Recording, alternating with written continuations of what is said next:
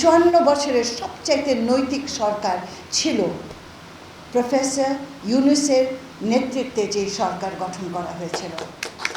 54 বছরের ব্যর্থতা জুলাই অভ্যুত্থানের ওপরে চাপিয়ে দিয়ে আমরা বিশ্লেষণ করতে চাইছি জুলাই অভ্যুত্থান সফল না বিফল। এই প্রশ্নটাই তো ভুল, এই প্রশ্নটাই তো ভুল। জুলাইয়ের যোদ্ধারা সফল না বিফল, এই প্রশ্নটাও ভুল। ৭১-এর মুক্তিযোদ্ধা সফল না বিফল, এই প্রশ্নটা ভুল। কারণ সেই ৭১-এর যুদ্ধ যে কারণেই হোক, যে ধরনের বিশ্লেষণে আমরা যাই না কেন, এটার পরিণতি ছিল আমার স্বাধীন বাংলাদেশ। আমি আমার একটি দেশ পেয়েছি, এটা হচ্ছে আমার ৭১-এর বিজয়। তারপরে কি ঘটেছে, তারপরে আমরা কত ভালো কাজ করেছি আর কত মন্দ কাজ করেছি, সেই বিশ্লেষণটা আলাদা। ২৪-এ আসি। ২৪-এর এই গণ অভ্যুত্থানের লক্ষ্য কি ছিল? যে পুরো রাষ্ট্রটাকে একেবারে সাজিয়ে তৈরি করে দিয়ে দেবে আপনাদের হাতে কতগুলো ছোট্ট ছোট্ট বাচ্চা ছেলেমেয়েরা, এটাই কি আমাদের প্রত্যাশা ছিল? নাকি আমাদের প্রত্যাশা ছিল একটা 18 মাসের সরকার এসে 54 বছরের আবর্জনা সাফ করে দিয়ে একটা সুন্দর দেশ তৈরি করে চলে যাবে? এটা হচ্ছে অবাস্তব প্রত্যাশা। এটা হচ্ছে কাউকে ফেইলিয়ার বানাতে চাইলে, ব্যর্থ বানাতে চাইলে এই রকমের প্রত্যাশা আমি করব একটা নৈতিক জায়গা থেকে, এবং সেই প্রত্যাশার জোরে আমি বলবো আপনি ভীষণ ব্যর্থ। পুরো বিষয়টাই অন্যায়। পুরো বিষয়টার ব্যাখ্যা, বিশ্লেষণের যে জায়গাটা, রেফারেন্সটা কোথা থেকে হওয়া উচিত, এটা তো 24-এর থেকে হওয়াই উচিত নয়। আমি যতবার 24-এর কথা বলবো ততবার আমি বলবো আমার 54 বছর কি হয়েছিল, কেন 24 ঘটল। আমি যতবার 24-এর এই তরুণ যোদ্ধাদের কথা বলবো ততবার আমি বলবো আমার ৭১-এর তরুণ ছেলেমেয়েরা একই বয়সী। আমার কতটুকু বয়স ছিল তখন? আমি কিশোরী। আমার ছোট ভাই মুক্তিযোদ্ধা, 14 বছর বয়স। আমার হাজব্যান্ড মুক্তিযোদ্ধা, 19 বছর বয়স। কেন বলছি আমার 24-এর যোদ্ধারা একই? 15, 16, 17, 18, 19, 20, 21 তারা তাদের আবেগের জোরে, আদর্শের জোরে, তারুণ্যের শক্তিতে মহিমান হয়ে তারা যুদ্ধ করে। কিন্তু তাদের যে জিনিসটা থাকে না সেটা হচ্ছে সময়ের অভিজ্ঞতা, জীবনের ঘাত প্রতিঘাত খেয়ে যে প্রজ্ঞা অর্জন করে একজন চিন্তাবিদ, একজন রাজনীতিক, একজন সমাজবিদ, সেই 16 বছর, 18 বছর, 19 বছরের মেয়েটা বা ছেলেটা সময় পেল কোথায়? সে লাঠি নিয়ে যুদ্ধটা করতে পারলো, শত্রুকে পিটাতে পারলো, কিন্তু একটা সরকারের পতন আর একটা দেশকে পুনর্গঠন, দুই রকমের মেধার প্রয়োজন হয়,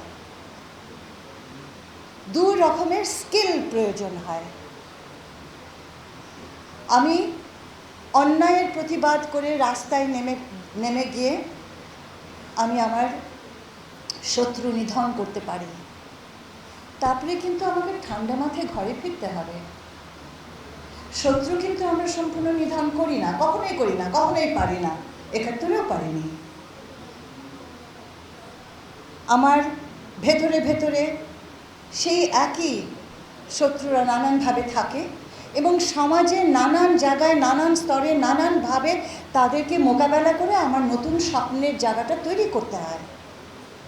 24 রন্ধ্রে রন্ধ্রে দোসররা আছে, গ্রামে গ্রামে দোসররা আছে। আমাদের নারী যোদ্ধাদের যেভাবে হয়রানি করা হচ্ছে, যেই সাহসী মেয়েরা একটা মুহূর্তে 70% মেয়েরা 24-এর যুদ্ধে মাঠে নেমেছে। মেয়েরা নেমেছে ছেলেদের আগে। সেই সাহসী মেয়েরা ঘরে ফিরে গেল, আর আপনারা তাদের ভুলে গেলেন। তাদের আত্মত্যাগের কথা আপনাদের মনেই পড়ে না। তাদেরকে কোনো কমিটিতে আপনারা আহ্বান করেন না, কারণ তারা মেয়ে মানুষ। যখন রাস্তায় আপনাকে বাঁচানোর জন্য সে যুদ্ধ করে আপনাকে বাঁচিয়ে পুলিশের হাত থেকে রক্ষা করে নিয়ে এসেছিল, তখন মনে ছিল না যে সে মেয়ে মানুষ? সমাজ পাল্টাবে কি করে? একটা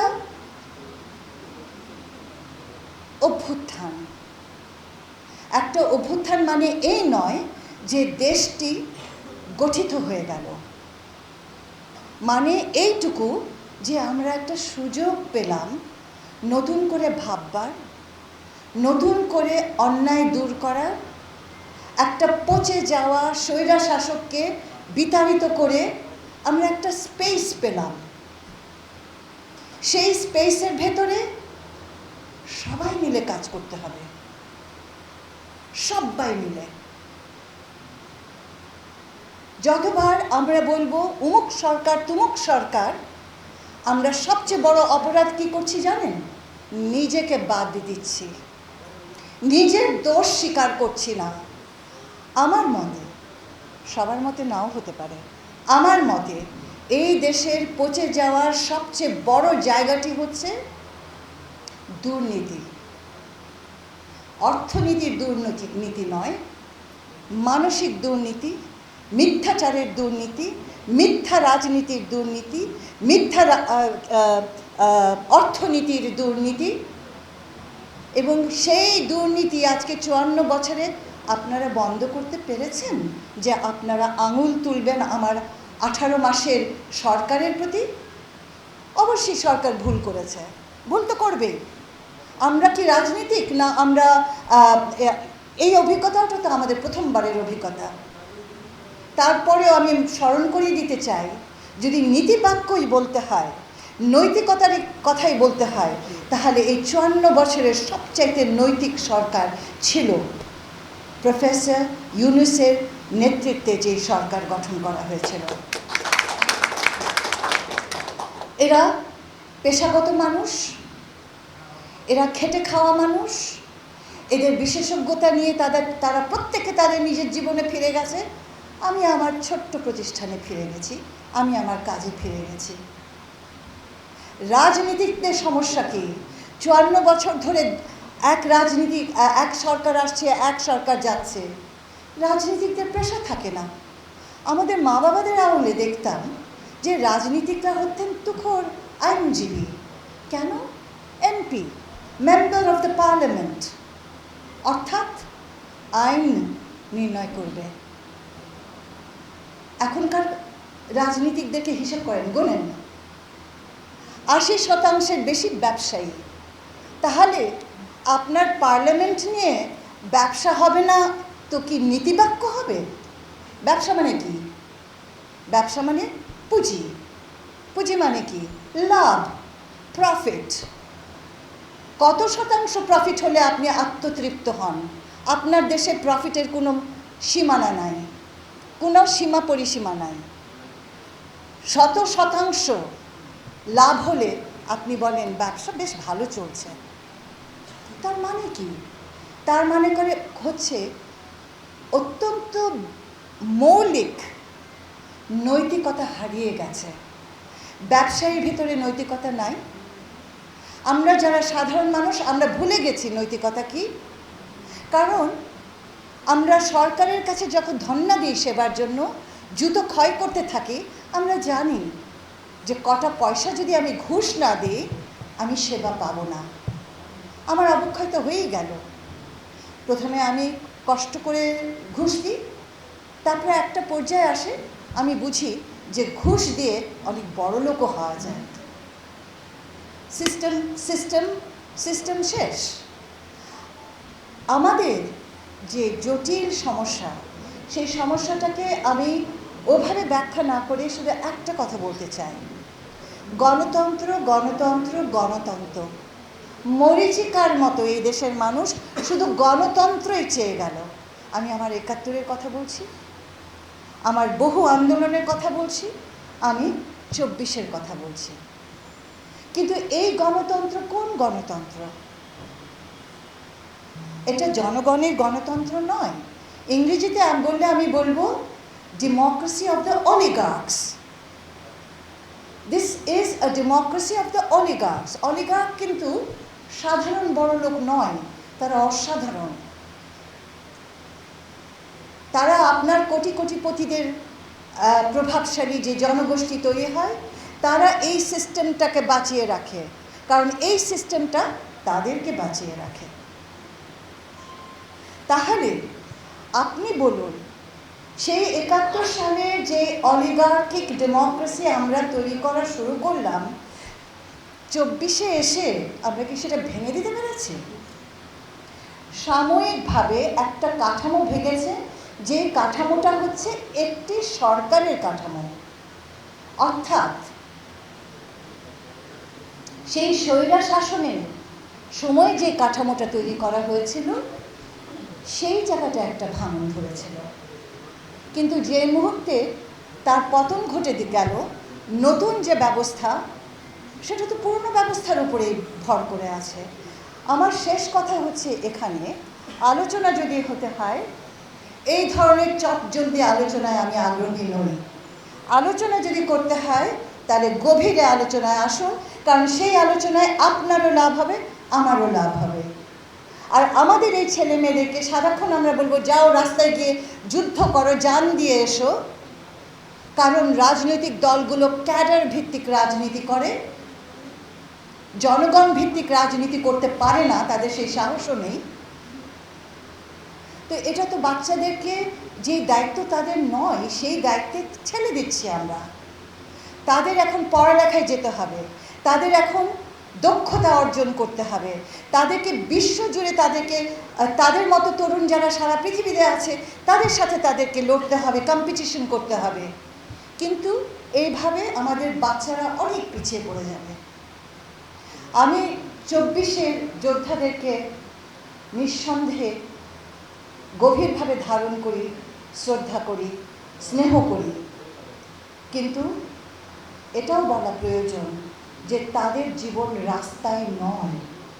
আমাদেরকে সেই প্রতিকূল অবস্থা তৈরি করতে হবে যেন তারা ঘরে ফিরে যেতে পারে। ৯,০০০ জুলাই কন্যাকে চিহ্নিত করেছি স্টাডির মাধ্যমে, গবেষণার মাধ্যমে। সেই মেয়েদের এক একজনের এক একটা কাহিনী। কেউ আত্মহত্যা করতে গেছে, কেউ ভীত হয়ে গেছে, কেউ এমনভাবে লাঞ্ছিত হয়েছে, তাকে এমনভাবে সাইবার বুলিং করেছে। এটাই কি ২৪-এর ফল? তাহলে ২৪ কেন ব্যর্থ, এই প্রশ্নটা করছি আমরা। কেন এই প্রশ্নটা করছি না যে ২৪-এর পরে যে পরিবর্তনটা ঘটার প্রয়োজন ছিল, যেটার জন্য দায়ী আপনিও, আমরা কেন একটা নিরাপদ সমাজ দিতে পারছি না আমাদের মেয়েদেরকে? কেন আমরা নিরাপদ সমাজ দিতে পারছি না আমাদের বাচ্চাদেরকে? এই প্রশ্নটা করুন। খুব ক্ষুদ্র একটি ছোট্ট বয়ান।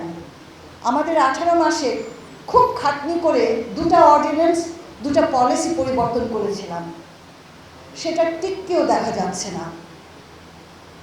মেয়েদের সুরক্ষার প্রয়োজনে সেই অর্ডিন্যান্স নিয়ে কথাও হচ্ছে না। লাস্ট বাট নট লিস্ট, শেষ একটি কথা, কোনো রাজনৈতিক দল, কোনো রাজনৈতিক সরকার, অন্তর্বর্তীকালীন সরকার, তত্ত্বাবধায়ক সরকার সফল হতে পারবে না যদি আমরা আমাদের আমলাতন্ত্রকে ঢালাও পরিবর্তনের মধ্যে না আনতে পারি। এবং সেটাই একটা বিপ্লব।